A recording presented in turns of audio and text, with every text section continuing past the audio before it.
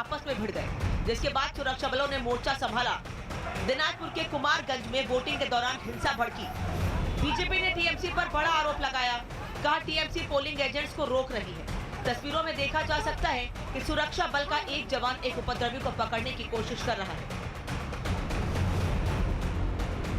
हालात उस वक्त और बिगड़ गए जब उत्तर बंगाल के सिलीगुड़ी में भी तनाव फैल गया। सिलीगुड़ी के जगदीश चंद्र विद्यापीठ बूथ संख्या 26/237 पर धांधली का मामला सामने आया। पहली बार वोट डालने गई लड़की का वोट पहले ही कोई और डालकर चला गया, जिसके बाद भारी हंगामा देखने को मिला। मैं और मेरे बच्चे वोट देने आए थे, तो मेरा तो हो गया वोट।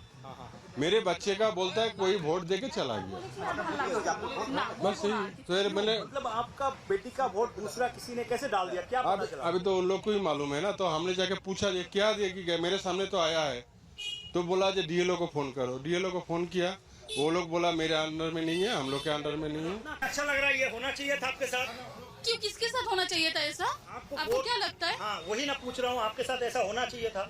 नहीं होना चाहिए था, किसी और के साथ भी नहीं होना चाहिए।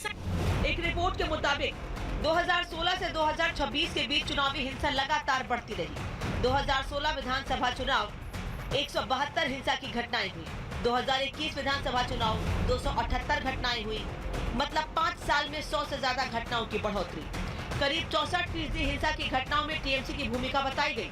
हर बड़े चुनाव के साथ हिंसा का ग्राफ ऊपर गया। 2016 में मध्यम स्तर, 2021 में तेज उछाल, 2026 तक ट्रेंड हाई रिस्क लगातार बढ़ता जा रहा है। हिंसा हो रही है, दावे भारी भरकम, सुरक्षा चाक चौबंद, लेकिन हकीकत वही पुरानी। साल बदल गया, तारीख बदल गई, पर बंगाल के चुनाव का हिंसक मिजाज नहीं बदला। लोगों की मौत की खबर सामने आई थी। 2023 पंचायत चुनाव में 48 मौतें हुई थी। यहाँ हिंसा में 400 से ज्यादा लोग घायल हुए थे। और एक बार फिर मतदान शुरू होने के बाद बंगाल में हिंसा का दौर जारी है।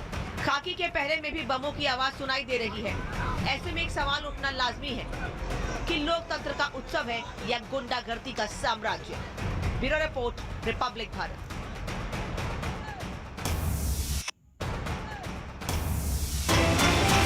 बंगाल में बम्पर वोटिंग पर बोले हैं अमित शाह। पहले चरण में दीदी का सूपड़ा साफ है, अमित शाह का कहना है। पहले चरण की वोटिंग से दीदी जा रही हैं। गृह मंत्री अमित शाह ने आज बंगाल में ये बड़ी बात कही है। 29 तारीख को पश्चिम बंगाल में दूसरे फेज की वोटिंग होनी है और उसके लिए लगातार चुनाव प्रचार भेजा। लेकिन गृह मंत्री क्या कह रहे हैं, सुनिए। भाजपा की सरकार बनेगी। अरे दीदी सुन लो, 5 तारीख के बाद आपका और भाईपो का टाइम हो गया समाप्त। और यहां भाजपा की सरकार बनेगी और एसआईआर छोड़ो, एक एक घुसपैठिए को चुन चुन कर निकालने का काम भारतीय जनता पार्टी करेगी। पश्चिम बंगाल में सनातन वोट जीत हार तय करता है। अगर सनातनी एकजुट हो जाए तो वो किसी भी पार्टी की सरकार बना भी सकते हैं और गिरा भी सकते हैं। पहले फेज के वोटिंग के दौरान भी हिंदू वोट की लड़ाई दिखाई दी है। बीजेपी नेता शुवेंदु अधिकारी ने एक चौंकाने वाला दावा किया है। उन्होंने कहा कि अगर इस बार सत्ता परिवर्तन नहीं हुआ तो हिंदू खत्म हो जाएगा। रिपोर्ट देखिए।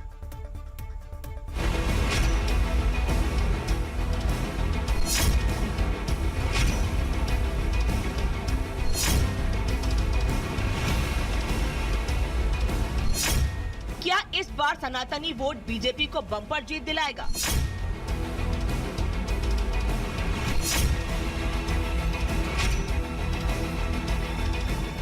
क्या हिंदू एकजुट होकर बंगाल में कमल खिलाएंगे?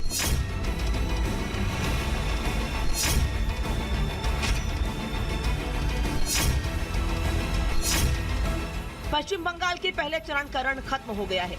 152 उम्मीदवारों की किस्मत ईवीएम में कैद हो गई है, लेकिन लड़ाई सनातनी वोट की है, क्योंकि बंगाल की राजनीति में सनातन और हिंदू कार्ड अब केवल चुनावी मुद्दे नहीं बल्कि हार जीत तय करने वाले सबसे बड़े फैक्टर बन गए हैं। बंगाल में बीजेपी नेता शुवेंदु अधिकारी ने सनातन वोट को लेकर बहुत बड़ा दावा किया। उन्होंने कहा कि बंगाल के हिंदू रो रहे हैं। एक हिंदू महिला के हवाले से शुवेंदु ने दावा किया कि अगर इस बार परिवर्तन नहीं होता है तो बंगाल में सनातन खत्म हो जाएगा। परिवर्तन होगा। यहाँ हिंदू जो हमारी दीदी बहनें रो रहा है, जो इस बार परिवर्तन नहीं होगा तो बंगाल का सनातन खत्म हो जाएगा। पश्चिम बंगाल में लगभग 70% हिंदू आबादी है, जिसमें मतुआ समुदाय, अनुसूचित जाति और अन्य पिछड़े वर्ग की बड़ी भूमिका है। शुभेंदु अधिकारी अक्सर 70 बनाम 30 का फॉर्मूला देते हैं, जिसका अर्थ है 70% हिंदुओं को एक तरफ करना। यानी शुभेंदु अधिकारी ने इसे अस्तित्व की लड़ाई बताकर बंगाल के चुनावी रण को मोड़ दे दिया है। शुभेंदु ने नंदीग्राम सीट पर मतदान किया, वोटिंग के बाद सनातन को एकजुट करने पर जोर दिया। नंदीग्राम की वही सीट है जहां 2021 के चुनाव में शुभेंदु अधिकारी ने मुख्यमंत्री ममता बनर्जी को हराया था। नंदीग्राम में शुभेंदु ने ममता बनर्जी को हराकर ये साबित किया था, अगर हिंदू वोट एकजुट हो जाएं, तो बड़े से बड़ा किला ढहाया जा सकता है। अब वो उसी नंदीग्राम मॉडल को पूरे बंगाल में लागू करना चाहते हैं।